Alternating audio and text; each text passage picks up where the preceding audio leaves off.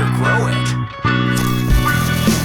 From the Stash Podcast. Growers who are looking for that secret sauce usually are just missing something from their garden. And to help with that, we bring you the Stash Blend Premium Plant Additive. Stash Blend brings beneficial bacteria, silicon, seaweed, humic acid, and has enough macronutrition to help lower the dosages of your base feed too. Unleash your plant's true potential with Stash Blend Premium Plant Additive. Available at Growers House. Thanks to AC Infinity for sponsoring this episode. They have the best grow tank kits on the market today. You get their ion board LED grow light, their grow tent, their ventilation system, clip-on fan, and their controller 69 to control it all. You also get their fabric pots, a trellis net, plant ties, and trimmers. Definitely a good price for all that you get in the kit. I'll have a link in the description section below so you can learn more about these grow tank kits, and the discount code TheStash15 works on both Amazon and their website, acinfinity.com. Is all these genetics that are everywhere, man. All these new breeders I've never heard of. Some I've heard of that people will run their mouth about ignorantly, and others you just don't have the clout or the name quite yet to drop. There's so many breeders out here. How are we like finding and keeping and deciding what's worth trying? Is it just we get some free stuff as content creators? Is it stuff that we're hyped out about and we're going to grab? How are we getting through and deciphering all these new genetics, man? Because it's even tough for me as someone who's like, I want to get something gassy and something different, but I'm only going to go to the 3 guys I know who have that. I don't want to try anyone new. Yeah, man, it's crazy, man. They like, so I think it's like 385,000 babies are born every day, and it's actually 400,000 breeders are born every day. Is what's happening lately, man. Like everybody's a breeder, and they should be, man. They really should be. Like everybody's breeding. But you got to do it the right way. And Chris, not to like bring you into this, but Chris is becoming a breeder, and he's doing it the right way. He's taking the time to run these genetics, right? Like everybody and their dog, some of these people are like herming plants, packaging them up and sending them out to people and calling them kitty milk. Like they're just putting random names on them, right? That's not what he called them. No, sorry. I mean, sorry. I like the way that I'm growing these, the reason why I'm growing what I'm growing, man, is it's like coming up a lot. Like people are like, hey, check out this breeder. This guy's snaking people, or he's doing this. I'm like, okay, let me run his stuff. Let me see how it works in my garden. Or this guy's got the best EBC strain. Okay, let's try that. Okay, this guy's doing something unique with this and this. There's like hype built up on it. And I just think it's kind of funny because I'll grow it out and I'm like, not as good as like a good old school White Widow. Not as good as like an old school like skunk. Like it's just like the look of it is. It's like these hot chicks with like big booties and nice clothes on, man. That's what this kind of turning into, and there's a lot of hype around it. But to be honest with you, it doesn't give me the same effect as like sometimes smoking something that's like a 14% THC. It's like we're just building this crazy rap hip hop hype. It's been around in cannabis forever, right? But now everybody can do it because it's legal so many places. So now you're getting even more kind of wildness, I think. I'm not sure. You know what I'm saying? Yeah, I think there's a lot of variables. I think there's a lot of variables when it comes down to it, right? Because it's like, what grow environment are you in, right? So somebody might be like, "Oh, this is hype. Look how this came out for me," right? But what were the conditions that they were growing it in? You know, different latitudes are going to have different results if you're growing outdoors, for example, right? So like, you could get wildly different results depending on what your grow environments are, and I think a lot of people are just kind of overlooking that. You know, especially the newer growers, they don't understand that. They see a picture and then they go to grow it and see something differently, and they're like, "Wait a minute, what am I doing wrong? Why is this coming out different?" They don't understand that it's conditions, really, phenotypic expression.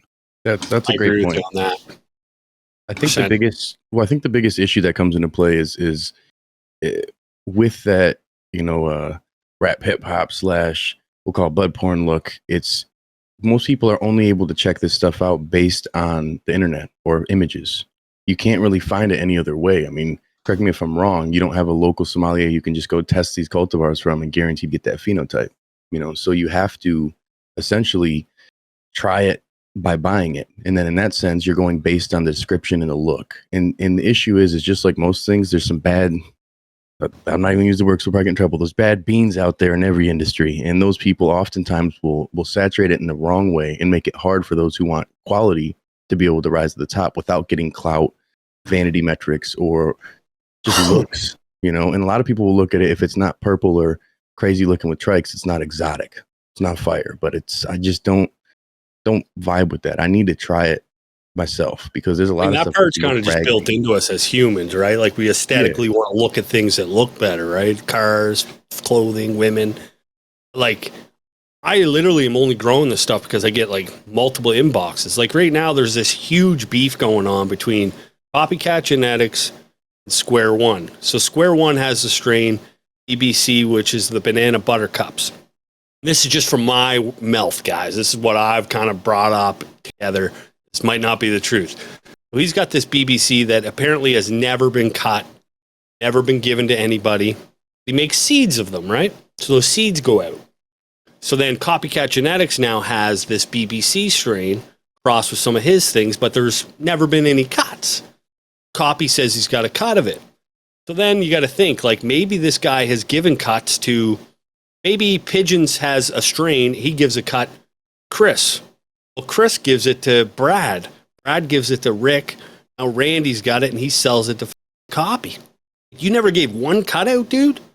How do you know, like, what the strain is if you haven't given any cuts out? You just run it in your own basement? It's just like there's so much controversy. At the end of the day, it's like, why does it even matter that he has a strain called BBC? He's just selling the same thing that you're selling. But he's an idiot, right? Like he's a bit of a character. But he plays that role perfectly, and he wants to be the idiot. He's marketed himself as that, and all this guy is just giving him fire. But at the end of the day, they're both just seeds, and this BBC isn't even going to look like this one based on what Chris is saying, right? And it's so true. You really never know what you're getting. We're just playing on these words and playing on these names and building this hype. Like permanent marker's real popular right now. I'm growing it just because, but it's nothing special. Just depending on the one you get, the original Seed Junkie one, that one is a slapper. The Seed Junkie box kit is what I've got. That, if you get the right pheno, it should be a hitter, but that's the problem. The right pheno. Most of these genetics, they're put out here and there's only one good phenotype out of like 100 variations that you'll see. And it's like, man, if I could get that one, prime example, I loved it, but was a headbanger. Everybody I know who's popped it has not got really one that leaned more on sour diesel. It was very, very biker kush, which is still good, but isn't exactly the same. And I feel like that's where the same stuff goes with white truffle and a few others. Somebody will find something comparable and they'll be like, this is just like what they say it is. And then they'll just name it that. It happens all the time. White truffle is gorilla butter. It's a phenotype of gorilla butter. But yes, somehow there's beans available online. How is there, and same like GG4, how are you getting a phenotype as beans? It doesn't make any sense, but I think it's because they've done the due diligence of finding a comparable mom and dad that have a similar expression, and they're calling it that. I just don't think that it's good to package something as a name that isn't exactly what it is when the consumer is the one who gets hurt in the end, more than the breeder, because then they grow this out in their small area, or God forbid a grow box, and that's all they have. It's like, that's a stressful situation. So there's no way right now to like really have a proper system and process to get your scouting done for your genetics without just going by the name and the look and what the hype is. It's tough. It's real kind of tough. making me think that maybe I need to like really think about what genetics I'm growing then, because we're obviously having an impact, right? And like these people are growing genetics that are garbage, but at the end of the day, everything I've grown so far has been like top quality, man. Like I got guys come over to my basement, they can't even believe I'm growing this stuff. Like that's crazy. I think it's important to remind ourselves too that it's not rocket science. We've everyone, no, not everyone. A lot of people have grown a bag seed from something that they've collected over the years, popped it, and it turned out to be amazing, or at least not subpar. It was pretty good. And I think it's really easy to create hype around something that's either A, not yours, or B, something that's already got hype around it. And this happened to me when I was trying to figure out the Jack Hare name. When we all sat down in Vegas last year and we talked to Dan Hare, he explained to us that they had never released the Jack Hare name or genetic. Through a little bit of homework, I realized, well, the original Jack Hare genetic, that cultivar, wasn't released. It from the Herer name. It actually comes from Spain in tribute of Jack Herer. So the original Jack Herer has nothing to do with the family, their genetics, what they're doing. So, they're building so the actual Jack Herer cultivar is what it is. Is what it is. But it just has no affiliation to the family. What it's been, right? It's been affiliated with the family, and so Dan made it very clear. We've never released it. It's not our family name, but a lot of people wouldn't know that. So yeah, the disconnect is happening, and then particularly when you have people like, look at this problem is as old as not genetics itself, but for as long as people have been marketing it. Greenhouse Genetics, for example, behind they're the ones that did the strain hunters, right? And they original Hayes strain, story has it, is that it was taken from its original breeder and taken by, I can't remember who his name is, not Franco, but the other guy. And then they ran with the Hayes. So as their own genetic. This is from 1990 or 1980, whatever, right? So yeah, it's going to be really tough to get behind the name of genetics. I wish it was just easy and you could like open up the seed and it would show you everything, right? Like you put it in a machine, it would show you everything. Over there, you like, because I bet you a lot of these genetics are so intertwined that we're like smoking a little bit of everything all the time. You know what I'm saying? Point, yeah. It's just intertwined. It's just a bunch of breeding incest with all these genetics. It is just the hype. And you said it too, like it's not rocket science. That's hype too. Like even like growers hype up or grow and like how hard that is. And like almost try to like head to head, like weed to weed. They literally can almost dial it down to little tiny watering aspects that make theirs better now. Like, and they're really trying, there's so much passion involved in growing that it's like, it is all hype, man. I don't know how we even get rid of that. I don't know how we kind of like settle that down. I think it's just part of the industry, part of the whole niche, right? Well, marketing is important. Advertising is important, right? No matter what, every new energy drink is going to be the best energy drink to hit the market, or every new car is going to be the most fuel efficient or the best car to hit the market. I feel like that's just the nature of marketing and new products in general. There should be some honesty to it. I just feel like the consumer needs to ask more questions, because at the end of the day, who is supporting these companies? We are, with our money. Because if we didn't give up our money, this wouldn't be an issue. But we do keep going back to it. What are we looking for as consumers? Myself, I know Rob and Chris and Joe, our palates maybe are a little more specific to a particular liking. But generally, consumers are just looking for THC. For yield. And if you're selling it, yield. And people say, no, maybe the market's shifting. I don't believe so. I do not believe so, because there isn't enough evidence out there to suggest that there's any other reason that anyone should pay attention to anything other than THC or CBD. So we're not asking the questions. We're not looking for more. So when someone puts a fancy, pretty something in front of me, or the consumer, they're like, wow. Because they can't look at that magazine and be like, oh, it smells like lemon. It smells like tobacco. It smells like, earth. It smells like, all these wonderful terpenes that you would be getting from this plant that you're not getting through a picture or through a display counter or, so. I think the way that we're going to get to that point, man, is having the pheno hunters and the breeders work together. Because right now we're having breeders who don't grow often. They don't flower stuff. They just breed. They use most of their space. They'll have a 2x2 and they'll flower stuff. But we need people who are active pheno hunters who work with the breeders, who then can give you some information, so they can say, hey, these are the common terpenes found. Here's the common flavonoids. Here's the common overall cannabinoids that you can look for in this cultivar. Here's the average yields we had out of 15 or 20 terps, or 15 to 20 different phenotypes. I think we don't have that yet. So we've got breeders who are giving you their 4 plants that they tested and checked out. And that's the toughest part, because it's hard to be able to have a space to grow and breed and, do all of the things you want and have a home still, especially if you're not already successful in the space. So a lot of these genetics that are coming out, they may have a good hit out there, out of the 30 or 40 different plants you try. But if the price point doesn't match, we can't just run through that. So I think if there was somebody working together in that sense, and then they were getting proper testing, my concern is when we get to that level, it's going to be corporate influence, and we're going to have more genetically modified seeds, and we're going to get to the point where we're having stuff that they'll find is giving people cancer or has weird issues because it's something that has all these points because they added it to it and they sterilized it and did everything. I get real paranoid in where the government reach can go, but until we have that less ego stuff and more coming together, I don't think we're going to have a whole lot of facts on these packs, we'll say. And those are bars. Bars. I blame corporate for it. The corporate takeover of the legal system as to why, there was just a rush to market for what everybody knows best.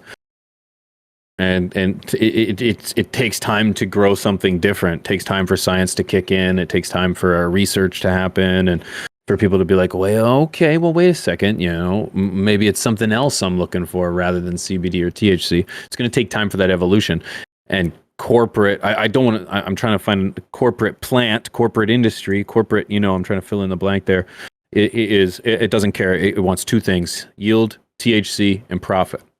I know how to count. I think they just kind of relied on what they knew too, and they know alcohol, right? And alcohol is like, it's sold that way and it's manufactured in that way, as if you either drink a 5% beer or you can do an 8% beer, right? And it's kind of like delivered in that way. And then they have these Joes that worked in the liquor industry that transferred over into the cannabis industry. Those are the ones that had all the floor space, how that works, how that marketing works. They're the people that are the reps now. Like a lot of these liquor reps became cannabis reps. And then now they are selling in that technique. So you walk in to a cannabis store, they're like, what are you looking for? And everyone's like, well, what's your highest THC? Oh, I got this one here. So now it's just marketing that aspect. And they don't even try to really break down, what have you tried? Even simple things. What have you tried? What did you like? What didn't you like? Like even some of these high THC strains might be getting people kind of out of the plant too. Maybe they don't enjoy that experience. Maybe they want a little mellow or high. Who knows, right? Just kind of that's how they know how to market. So that's what they've done. It's just, it should be different, I think. Yeah, I think, Chris, how you did everything, I think was, and I always just made Chris sound like the best. He paid for this plug. You got these genetics out to a lot of people to try before it hit the market. Quite a few people randomly were growing it. And I think that's a big factor is you got with the pheno hunters. You're not really marketing it as this high THC. Nothing crazy. I think you probably could make a lot more money, of course, if you did that. But it's doing it in the way of ethics that I think it sells itself in that sense, because then people see, hey, here's what it is. Here's the facts, you choose. Because everyone's getting so sick of this gimmicky, in your face, vanity metric marketing, The reason why Chris is getting genetics to people, and the reason why people want to grow Chris's genetics is because it's Chris, because it's Mr. Grow It. It's beard. These other guys, they don't have a community like that. They don't have people that are coming to them for different reasons. So they just S1 these seeds, get them out to as many people as they possibly can and hope for the best. And you see seed companies dropping off all the time, man. I've grown some of their genetics. They disappeared, man. They're gone, right? And it takes so long time to really stabilize that genetic. And these guys are popping out strains way too quick. Way too fast. How long did it take you, Chris, to get it to the point where you felt confident? I mean, I started, the original cross was in 2019, and I just released this year. But what I did was I went down generation to generation. So long process, like you mentioned, right? There's the pheno hunting of the males and females parents to begin, right? So I had to find those phenos to begin, then do the cross, then the offspring there tested, right? So I got to send out to people, report back results. Whole grow is 4 months roughly, right? So had to wait that time period. Once I got feedback back, once I grew it on my own, and then did the pheno hunting process again, F2s to make F2s. Then went down again and did F3. So very, very long process. And that at that point, I felt comfortable to release to the community, and I did. And since I tested all the generations, I released all the generations to the community all at once. And I know there was some controversy behind that, but some people like F1s, some people want F2s, they want to tap into that gene pool even more, and those specifically breeders. And some people prefer the F3s. They want what the breeder's looking for, because F3s you're more likely to get those characteristics what the breeder has narrowed down to. So yeah, it took me several years to do that. Right now I'm selfing it, so I'm gonna making fem seeds using STS spray, and I'm working on new crosses now. I've got 5 crosses now that are in the works right now. It's the first time I'm speaking about it. Yeah, literally. But yeah, I'm working on some big things here on this side. And one thing that I want to mention in regards to testing, because you brought up a great point there, is advice for people who are breeders is like, don't openly, and I got this from Jinx Proof, right? Jinx Proof episode. He says, don't openly say what the genetics are, right? It's a secret. Don't, because they'll just take genetics and run, which is what happened to me. Like I openly said, oh, these are Chillo GF1 generation, and 8 out of the 10 people I sent it to begin never heard back from, right? So if you just send these mystery seeds and have them report back to you, well, then from there, once you find out they're legitimate and stuff, then you can tell them what the genetics are. But yeah, you get a lot of people that just accept and run. So if you are a breeder out there, you're going to come back on this. Like this episode's going to like come back in a few months. I guarantee it, because that Chill Out OG is going to be available on all kinds of websites. Yeah, of other people who made it. Yeah, other people that have taken your seeds, replicas, have made their own, right? And like whatever, they can do that. There's nothing illegal against that. But the real people will know where to get the real stuff, right? Then they start marketing that. I have a phone call that I can't release. I had a breeder on a call, and I recorded the whole call. This was a company. I can't say anything because they sent me a cease and desist. But I have a company, the biggest seed company in the world, one of them, and they make $1.2 million per month. This guy tells me on the phone call. Like the numbers are crazy, guys. And if you think about it, man, pay $50 a pack, right? You got what, 10 seeds in a pack? How many seeds are you getting off a plant? Thousands? Yeah, it depends on how big the plant is, right? That's why there's so many breeders now, baby. It's the new cash crop. The numbers are like, I did the numbers one day, and it's like wild, man. And then they start tapping into people, right? Start taking genetics, and it is what it is, man. It'd be like shit. They don't pay creators a dime. Interesting. Yeah. Well, they don't, man. Well, that's why we got to just start. Start Chris is doing, man. It's like welcome to the grow tent. We got to get that Chill OG in our garden and your garden, and start pumping Chris up, man. And then once Chris pumped up, then he teaches us how to breed, and then we start breeding our own genetics, because they're all stepped on anyways, man. I thought for years that I would never breed. Now I'm thinking about getting into it, because not only there is value there, but also I want to kind of find my own thing. I want to find my own strain. It's just kind of sustainability. Fun, right? Now that I'm comfortable with growing, I want to bring it to another level and experience that side of it. And kind of just like I wanted to make a baby, I want to make some little plant babies, man. You know what I'm saying?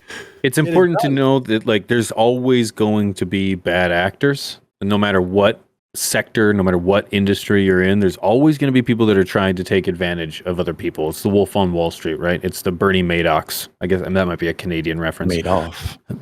Oh, you do know who I'm talking about. Okay. Oh, yeah. Anyways, it's important to highlight those until they send their legal teams. But it's important to highlight those that are working in shady manners or in shady, within shady intentions, and highlight those that are here and community built and driven. And there are so many of them, and you hear about them from us so often. And, I often get someone has asked me, it's like, what has given Zaza Genetics so much hype? I said, this is a regular dude doing regular things for his community, and wants to just create a great product. And it's like, I can't fault a guy for that. I'm going to champion that. And I champion people from my own community. Chaotic Genetics is another one, where it's like, might have to edit this out, Jesse, now that I think about it. But these are quality, unknown or little known breeders that deserve a shot, that are doing it for all the right reasons and should have the opportunity to make a living off of this and reap the rewards or the benefits of their hard work, but can't, because we still have to deal with all these unfortunate, bad actors that are giving everyone else a bad name. How do we fix that? Other than, like I said, we can call them out, Is that the only way to fix it? Is, we got to quit spending money. I guess that'd be another. Problem is none of them want to talk either, right? Like I've offered all of them. I'd love to have them on a podcast. I'd love to interview them about their breeding and their strategies and like how they came up with these strains, but none of them want to talk, man, because I think a lot of them, honestly, I think they talk out their ass, man. I think a lot of them are like, they've only been doing this for like 3 years, 5 years. Like nobody's really been doing this a long time, man. There's like handfuls of people that we know that have been doing this a long, long time. Everyone's like in the last probably 5 to 7 years. And even if you've been breeding for 5 years, you really haven't been doing it that long, unless you have a warehouse and you're turning tents like crazy. It really hasn't been that long, right? We're still new. I agree. Yeah. And there's so many different ways to go about it, right? I mean, you can do inbreeding, you can self, you can back cross. Like there's just, the possibilities are almost endless in that sense. So, I mean, 5 years is very little experience, in my opinion, as well. Yeah. Well, We've you been got to growing think like about how much we've been growing in the that 5 longest, years. even on this panel. Who is it, Rob or Chris? I think it's I've got Rob, right? 16 years now. Yeah, like that's not that long. No, it's not. It's still young. I'm still learning stuff. It, You know what it I'm is saying? There's long still at the science same that's- time, but it's like, you know what I mean? Like, But it's to the point where what have you done in that period of time? Somebody in 3 years could have been running, let's say, a commercial sized warehouse in the legacy market with 1 million tents, like you're saying, or they could have done it for 20 years and have had, 1 or 2 different experiences. Like, yeah, no, I've bred before. And I think that's the difference between those who are hobbyists and those who are professionals. Hobbyists, go for it, be self-sustainable and breed your own genetics, but keep them for yourself or give them away.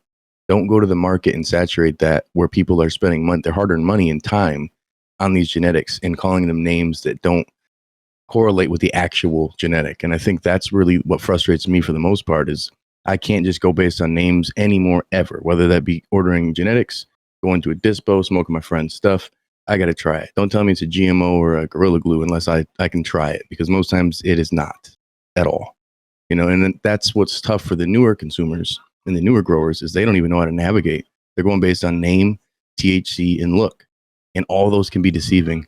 And it's really tough when it comes down to growing it, because then all that time invested into it and it's not that, like, oh man, that's a heart wrencher. Sucks. Yeah. Now, what are some things maybe you guys would give for some advice for people who are the new people looking for genetics, not based on the hype, but they're looking for something for themselves? What would be, put yourself in the shoes of not the content creator who gets free genetics to, have and do our thing, or even just grabbing some. What would you I'd do? get that chill out OG right away if I was. I can't get it. I'm in Canada, man. I can't get it. But if I was in the United States, I would totally get that because I think that's cool, man. Homegrown TV's running it right now, and he's actually like he might even do something with it. Like he might take something that he loves and cross it with something that Chris loves, and then. But you know what's funny is all of us growers, I find we have this like. Maybe it's just us, man. Maybe we're crazy. Maybe we should be all in it for ourselves. But like, I feel like Dakota would be like, okay, I've got this strain, you've got this strain. I want to cross it. Let's partner on this. Let's make this available to our community. I don't think he's the type of guy that would be like, hey, I'm going to drop this OG strain and like jump on friggin' Mr. Grow It's back and try to take his chill out OG and sell it with my strain. And I think that's a different mindset that we kind of have. I would just literally try to find someone in your community, like somebody that's doing something that you like, somebody that you're interested in, because at the end of the day, you're getting pretty much the same genetics someone else has, unless they're very, very stable and you find a reputable breeder that's been around for a long, long time, right? I think it's a good tip. I think another good tip, specifically for the outdoor growers, is find someone in your same area, right? So you get that same result. For example, Canadian Leaf Genetics is a shout out to him. He was on my podcast before. He's up in Canada, and if he's supplying his local area with his genetics, which grow good in his area. So like, if you plan to grow outdoors somewhere, try to find something in your area, because like I mentioned earlier in the episode here, if you try to buy something in a different latitude, it could grow completely differently. It might not grow well for you at all. So, the outdoor growers in particular. Not even just how well it grows, is some of them don't finish quick enough in your areas too, right? Like I'm in New Brunswick, so there's one strain here locally. It's a hash plant strain that the guys have like made here locally, and it's what everybody, 90% of them grow outdoors here because it will finish in time. So even that comes down to it too, not just how bad it will grow, but like having enough time to finish it in your climate. Yeah, really good point, because you get a long flowering strain, and you might not be able to grow that in your area successfully. You run all that time, and then frost comes in and takes her. You know what I mean? Exactly. Yep. That's horrible. I think feel it's for those. Oh, sorry. No, you're good. I talk a lot, according to my comment section, anyways. I think it's important too. Today is a new day when it comes to tracing back where your genetics are coming from. I know myself, and I can speak for the other three guys on this panel, including yourself, Joe, is that we're so accessible as a creator, where, I'm very excited about the genetics that I'm growing in my tent. And I have been very excited, and I've been growing the same genetics for years, and there is no shortage of proof of that. And of course, you can always, there's going to be, bad actors, but you can easily find, who's in it and who's not. And when you have people that are so accessible to their communities, it really makes it so that you can have any of your questions answered at any time. And a lot of these people make it accessible to get these genetics. I personally don't offer genetics, but I will tell you exactly where to get them. Not on YouTube, however, but it's part of just how it works out. It's like, I get these genetics, you should too. I think as a new grower, it's like, find yourself maybe a mentor, or, maybe mentor is the wrong way to put it, but find yourself someone that you look up to, and you think maybe that you can kind of find a path with them and see where they get their genetics. And you might find some of the best smoke you've ever had that way. Yeah. Those are all great points. Sometimes don't blame it on the breeder either. Like, might be your fault too. That's preposterous. Maybe you had a light leak. maybe you messed them up, right? Like, I've been growing some of the same genetics for a while now, and I've had good luck. Then some people get my inbox like, I bought those genetics you were running, man, and they all hermed on me. I'm like, well, I don't know what your problem is, dude. You're messing something up, because they didn't herm on me. I'm showing you the video of them. I've got video proof. Especially when you've gone through a lot of them. It's like, it's confusing when it's like, man, I don't understand. But that's where the variables come into play. That's the risk you take. And I think that if you're going for clones, it's different. But when you're getting regular beans, it can happen. And the better you can find somebody who's had a genetic that's been around for a while, the more likely you can find information about these, whether it be in Reddit or forums or Discord groups, social media, anywhere. But the newer ones, you got to take the risk. That's a part of the game. You know what I'm saying? You may get something fire, you may not. You may get all arms. It just, when you're getting something new, it's got no track record. It's hard to tell. And there's different types of harms, right? I think that's another thing that a lot of folks don't understand. I didn't really truly understand it until a few years back, when Zaza Genetics actually explained it to me, which is like, there's stress-induced herms, right? So if you're getting nanners at all throughout the grow, that's stress-induced. That's something that had to be within the grow, right? Grower's fault, I guess you could say. And then you've got the herm, which is actually pollen sacs forming like at the nodes. So maybe the plant starts to flower to begin, then all of a sudden a week or so into flower, you get the pistil stigmas coming up, but then you get pollen sacs forming as well. That's, from what he had mentioned to me, is genetic based. That's within the genetics. So kind of knowing the difference there, you know what I mean? Because like, there's been growers out there that like, they get all these nanners, and then they're like, oh, what the heck, these genetics suck. It's like, nah, it's actually grow conditions that you need to revise. Now, of course, there are going to be some genetics that are going to be kind of more sensitive than others, right? So they could more likely to show those nanners than not show the nanners, right, due to stress. But that's a deeper conversation. You guys had any weird ones? I've had a few weird ones where bud had no seeds in it whatsoever, but then at the base where it splits, just one little pack of like pollen sac right there at the base, but nothing else. Pop that pollen sac off, and no seeds are in my bud whatsoever. Now, it's only happened twice. It's just so unique, because you think, okay, these are herming on me. So I would like move it into a different tent and isolate it right off the bat. And I ran a couple of them out just to see what would happen. no seeds in the bud. Have you ever seen that happen, Chris? Say that again. Was it Like a nanners random coming out of the sack. buds or Oh, it's sacks? basically, so where your pistils are going to start to shoot out, that all happens, start to flower. But then at the very bottom of that, like another node where you would have like cut off a branch or you would have defoliated it, and a pollen sac kind of comes out of that area only and kind of just stays there. So it's like plant wants to kind of regenerate itself, but it's already been flowered, and it's really late in flower when it happens. I haven't come across that personally, no, but Got a I've video had a of it. random I will, seed in a calyx like that. put Just one together random. that might be a good reel. We'll get that little, what the hell's this? See what people say. yeah, I'm sure a more experienced breeder might be able to give you an answer, whether it be maybe a recessive trait where it's just far back. I don't know. I'm not sure. Yeah, if you're Regardless- listening to this somewhere, drop it in the comment section. It's a great conversation. That's the next level stuff, and those are the people that, if you're not breeding, we want you involved in the conversation of breeding, because you help people who have the ideas and the creativity or the space or the wherewithal to do it.